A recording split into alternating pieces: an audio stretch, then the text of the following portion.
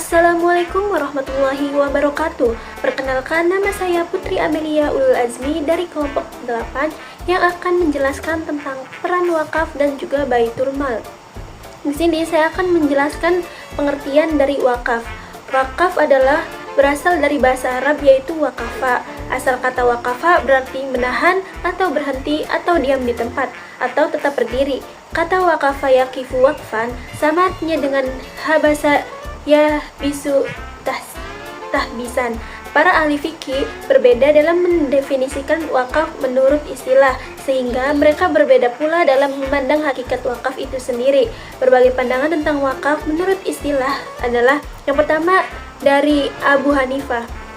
Wakaf menurut Abu Hanifah adalah menahan suatu benda yang menurut hukum tetapi milik si wakif dalam rangka menggunakan manfaatnya untuk kebajikan. Sedangkan menurut mazhab Maliki, wakaf tidak melepaskan harta wakaf dari kepemilikan wakif. Namun, wakaf mencegah wakif melakukan apapun yang dapat melepaskan kepemilikannya atas harta tersebut kepada orang lain. Menurut mazhab Syafi'i dan Ahmad bin Hambal, mengatakan wakaf adalah melepaskan harta yang diwakafkan dari kepemilikan wakif setelah proses perwakafan selesai. Wakil tidak boleh memperlakukan harta yang diwakafkan dengan cara apapun. Kemudian ada mazhab lain. Mazhab lain hampir sama dengan mazhab ketiga, tetapi mereka berbeda tentang kepemilikan benda wakaf yang dimiliki oleh mauquf alaih atau yang diwakafkan. Meskipun mauquf alaih tidak memiliki hak untuk melakukan apapun dengan benda wakaf tersebut, baik itu menjualnya atau juga menghibahkannya. Berikutnya saya akan menjelaskan apa sih Baitul Mal itu. Baitul Mal secara etimologis, mana lughawi berarti rumah atau mengumpulkan dan menyimpan harta, karena kata bait dalam bahasa Arab berarti rumah dan al-mal seperti berarti harta. Secara terminologis, Baitul Mal adalah departemen tempat uang negara disimpan, dan dari sana semua kebutuhan uang negara disalurkan. Oleh karena itu, Baitul Mal didefinisikan sebagai sebuah lembaga atau entitas dengan makna lain, berasal dari kata bait dalam bahasa Arab yang berarti rumah dan al-mal yang berarti harta. Oleh karena itu, secara etimologis, makna lughawi, Baitul Mal berarti rumah dengan tanggung jawab khusus mengelola semua harta umat, baik pendapatan maupun biaya negara.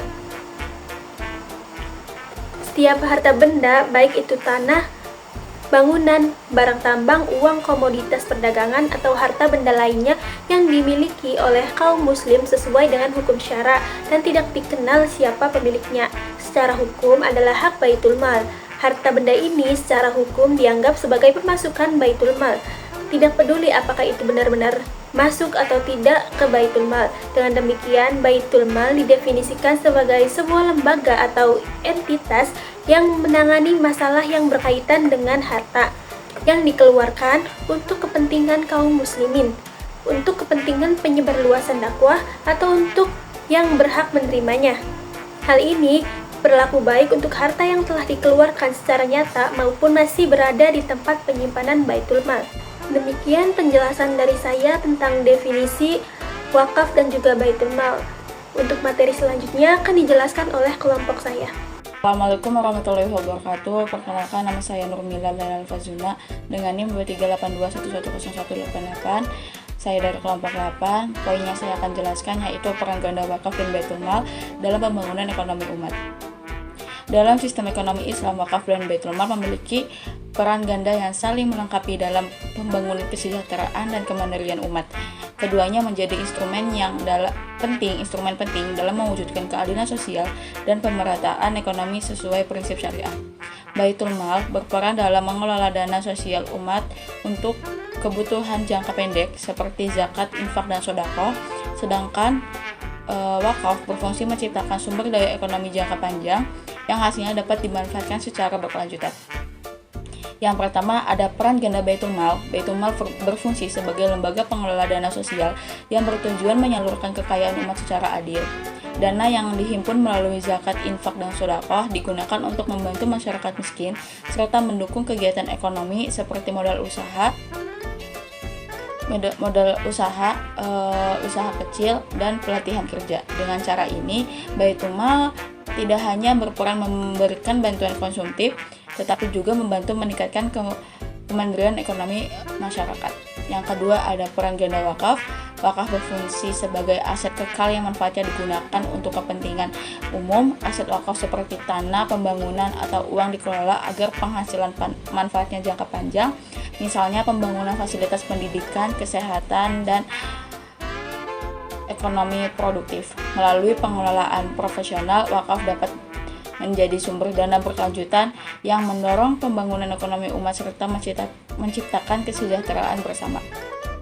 Jadi dari penjelasan tersebut dapat disimpulkan bahwa wakaf dan Baitul Mal memiliki peran yang sangat strategis dalam memperkuat ekonomi umat Islam.